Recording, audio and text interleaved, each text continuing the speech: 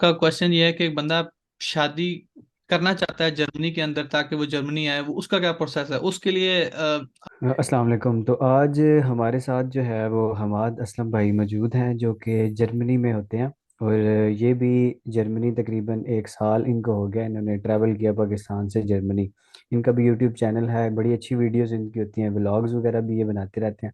और जर्मनी से रिलेटेड जो भी लोग जो है वो जर्मनी जाना चाहते हैं किसी भी वीज़े के ऊपर, वो इनके चैनल विज़िट करके जो है वो इन्फॉर्मेशन ले सकते हैं, बाकी इनसे कॉन्टैक्ट भी कर सकते हैं। तो वक्त ज़ाया किए बगैर हम इनसे जो है वो बात स्टार्ट करते हैं। हमाद भाई, सबसे पहले तो क्या हाल है आपका? ठीक है? बहुत अल्लाह का करम है। आप सुनाएं, कैसा मौसम चल रहा है? सब फिट है? अल्हम्दुलिल्लाह। जर्मनी से जो है वो हम भी ज़्यादा दूर नहीं हैं, करीब ही हैं।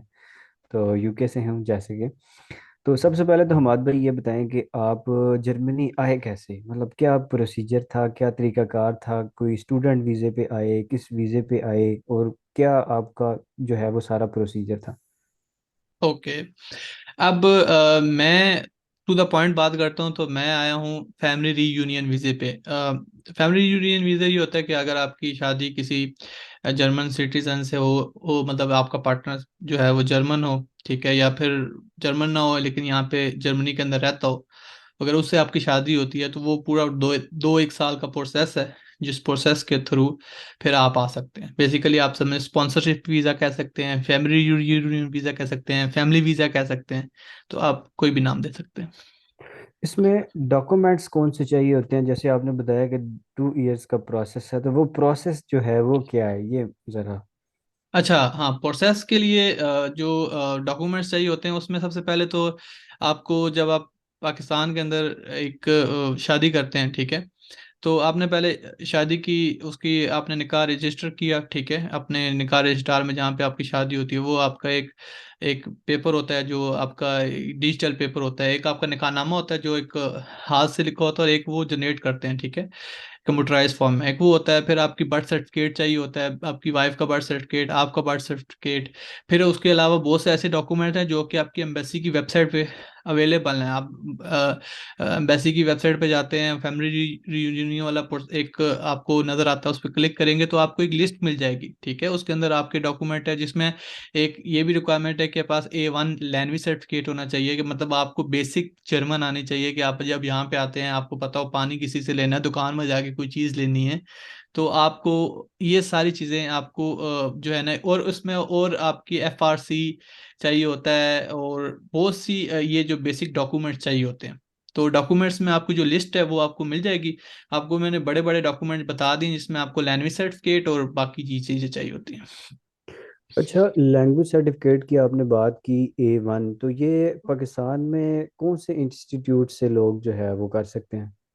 हाँ, और पाकिस्तान के अंदर जो लैंग्वेज है वो आपको गोथी, एक गोथी इंस्टीट्यूट है, ठीक है, लाहौर के अंदर भी है, इस्लामाबाद के अंदर भी है, कराची के अंदर भी है, ठीक है। आप किसी भी गोथी इंस्टीट्यूट के अंदर आप अपना एडमिशन, उनकी डेट्स आती रहती हैं, गोथी की वेबसाइट पे जाएं, आपको वहाँ पे डेट्स आती रहती हैं कि जी कब है, कब होंगे, और उसके अलावा आप अप्लाई करते हैं, और उसके बाद उसकी कुछ फीस होती है, वो फीस देते हैं, और उसके बाद आप टेस्ट देते हैं, और टेस्ट के बाद टेस्ट का देने के 1 महीने बाद आपको रिजल्ट मिल जाता है, और साथ आपको सर्टिफिकेट देते हैं।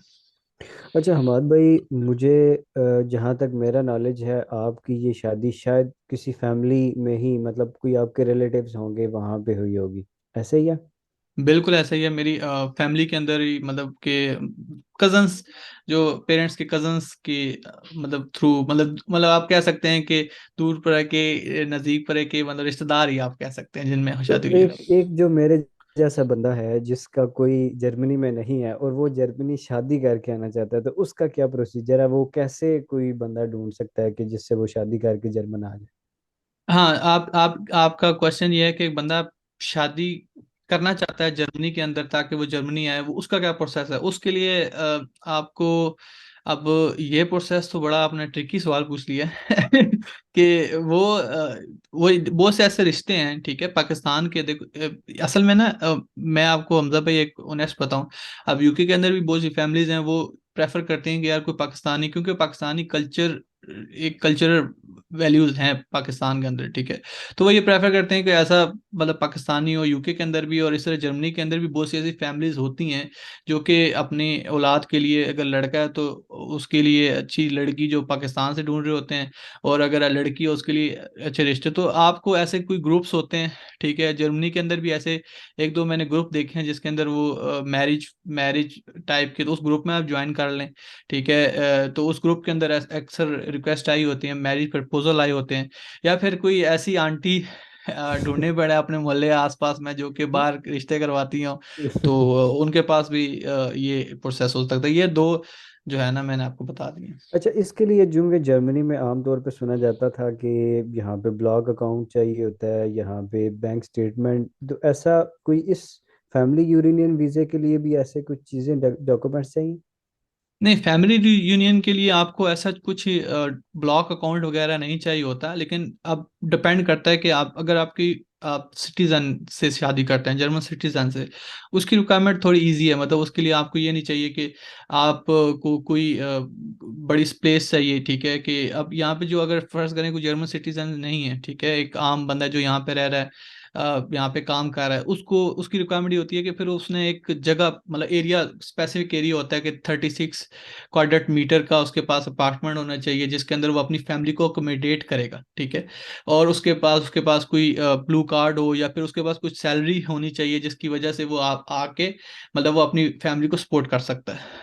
तो ये इस तरह का जो है वो क्राइटेरिया होता है। लेकिन जो उधर से आ रहा होता है उसके लिए सिर्फ उसका टिकट का खर्चा होता है, और कुछ जो वीज़े की फीस वगैरह होती है, जैसे आपको पता है वीज़े की डॉक्यूमेंटेशन की फीस होती है जो कि हम कंसिडरेशन में नहीं रहते, लेकिन वो भी जो है ना लाख से ऊपर चली जाती है, ठीक है। तो वो कुछ डॉक्यूमेंट और बाकी चीज़ों की फीसेस होती हैं। अच्छा, ठीक हो गया। अच्छा, ये जैसे आपने बताया कि उसके पास कुछ सेंटीमीटर या मतलब जो भी जितने भी फुट का घर होना चाहिए, तो क्या ये घर रेंट पे भी हो सकता है या अपना हो? देखें हमजा भाई, एक रियलिस्टिक बात की जाए तो अपना तो घर लेने के लिए बंदे को जिंदगी लग जाती है। पाकिस्तान में भी, पाकिस्तान जैसे मुल्क में भी आपको अब अपना घर बनाना पड़े ना, तो बहुत मुश्किल हो गया है। हमारे पुराने वक्तों में आपके भी माशाल्लाह पेरेंट्स ने घर बना लिया, हमारे पेरेंट्स ने भी घर बना लिया, लेकिन आजकल के दौर में तो पाकिस्तान में भी जो है ना अपना घर मुश्किल है। तो यहाँ पे भी रेंट पे ही आपको जो है ना वो जगह, आपको सिर्फ जगह, एक कॉन्ट्रैक्ट होना चाहिए आपकी जगह का कि आप उस जगह में रह रहे हैं, तो कॉन्ट्रैक्ट बेसिकली शो करेंगे आप।